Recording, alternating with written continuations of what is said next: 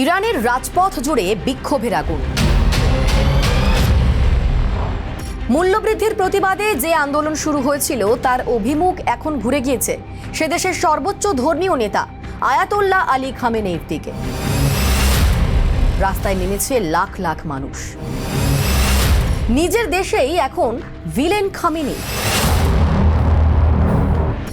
কিন্তু কে এই আয়াতোল্লাহ খামেনি? তার পরিচয় কি? কিভাবে তার উত্থান? কিভাবে একজন সাধারণ ধর্ম নেতা থেকে ইরানের সর্বোচ্চ নেতা হলেন তিনি?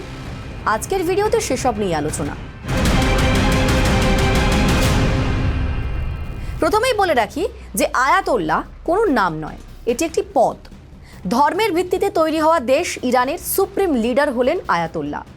আসলে ইরানে নির্বাচিত প্রেসিডেন্ট, প্রধানমন্ত্রী থাকলেও গোটা দেশটি পরিচালনা করে সুরা কাউন্সিল। তার সদস্য 12 থেকে 25 জন মৌলবী, আর তাদের মাথায় থাকেন আয়াতোল্লাহ, যার ছাড়পত্র পেলে তবেই দেশের প্রেসিডেন্ট, প্রধানমন্ত্রী কিংবা সেনা প্রধান পদে মনোনয়ন মেলে। তারপর হয় নির্বাচন। 3.5 দশক ধরে এই আয়াতোল্লাহ পদে রয়েছেন আলী খামেনি, আর এই 35 বছরের বেশি সময় ধরে নিজের ক্ষমতার শিকড় গেড়েছেন ইরানের মাটিতে। সম্পূর্ণ নিজের নিয়ন্ত্রণে এনেছেন প্রশাসন, বিচার বিভাগ এবং সামরিক বিভাগের ওপর।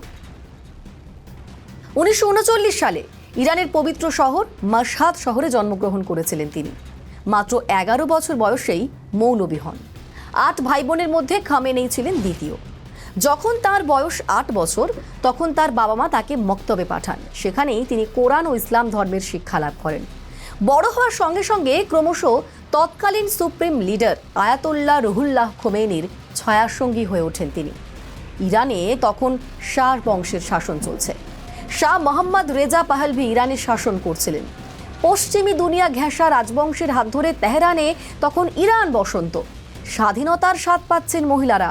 কট্টরপন্থী মানসিকতা ছুঁড়ে ফেলে পশ্চিমী হাওয়ায় গা ভাসিয়ে এগিয়ে চলেছে ইরান। সেই সময়ে দেশে modelling, night club, party, western পোশাক এসব কিছুর চল ছিল। পশ্চিমী ভাবনার সঙ্গে তখন সরাসরি তুলনা করা হতো ইরানকে।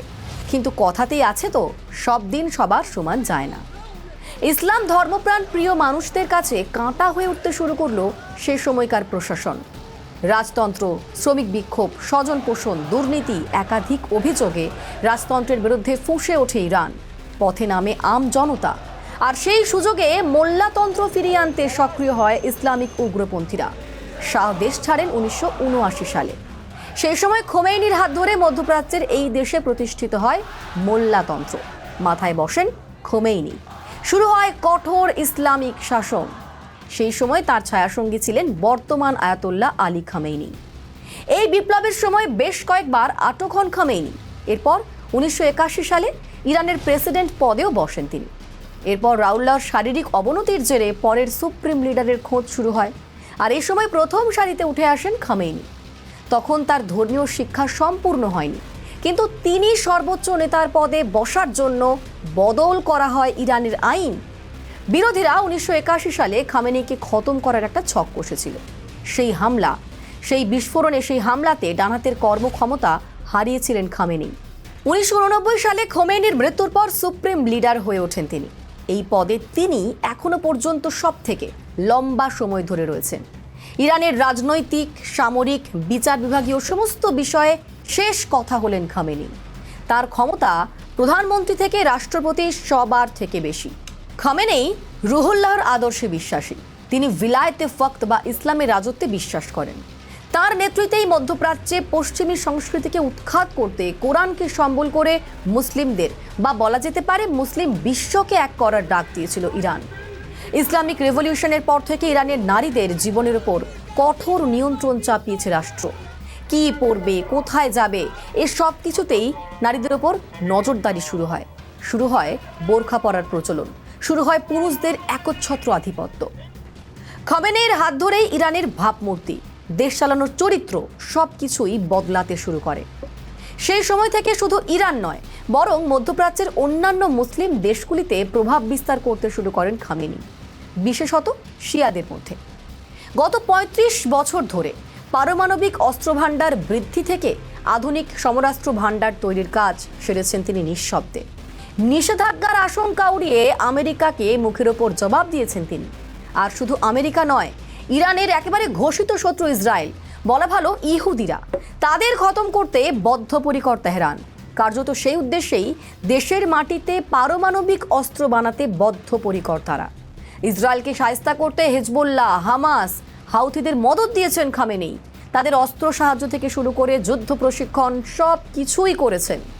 খামেনেই প্রথম থেকে রাউল্লার মতো পশ্চিমী দুনিয়ার বিরোধী, বিশেষত আমেরিকা বিরোধী। বারবার সামনাসামনি দ্বন্দ্বে মেতেছে দুই দেশ। ইরানকে ধর্মীয় সন্ত্রাসের কেন্দ্র হিসাবে প্রথম থেকেই নিশানায় রেখেছে আমেরিকা। এই কারণে ইরানে ইউরেনিয়ামের উৎস থাকা সত্ত্বেও তা ব্যবহার করার থেকে রুখে রেখেছে একা আমেরিকা। খামেনেইর ক্ষমতার মূল উৎস হচ্ছে তার ছায়াসঙ্গীরা, যার মধ্যে উল্লেখযোগ্য কাসেম সুলেমানি, ইব্রাহিম রাইসি ও আরও অনেকেই রয়েছেন। খামেনেইর উপর আঘাত হানতে গেলে আগে তার এই গোষ্ঠীকে ভাঙতে হতো। তাই অনেকেই মনে করছেন খামেনেইর পরিণতি হঠাৎ উঠে আসা একটা ঘটনা নয়, বরং এই পরিকল্পনা চলেছিল বহু বছর ধরে। কেন? কারণ 2020 সালে প্রথম বিমান আক্রমণে মেরে ফেলা হয় কাসেম সুলেমানিকে, যিনি ছিলেন খামেনেইর ছায়া। খামেনেইর কথা বললেই ছায়াসঙ্গী হিসাবে সুলেমানির কথা বলতেই হয়। ইরানের সামরিক সিদ্ধান্ত থেকে মধ্যপ্রাচ্যের সমস্ত জঙ্গি গোষ্ঠীগুলির পরিচালনা সমস্তটাই করতেন এই সুলেমানি।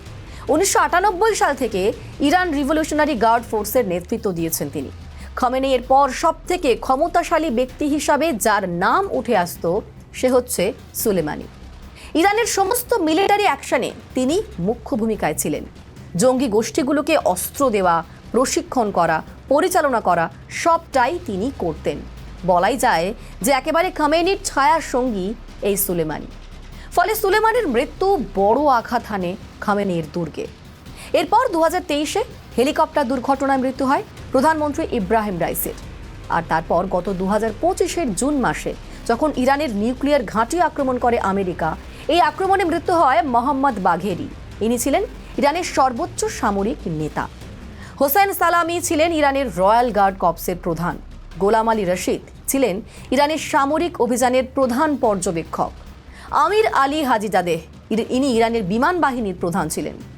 এর ফলে খামেনেইর প্রায় সমস্ত শক্তি ছিনিয়ে নিয়েছে আমেরিকা। এরপর আছে বিশ্ব বাণিজ্যে ব্যাপক নিষেধাজ্ঞা, পশ্চিমী নিষেধাজ্ঞা।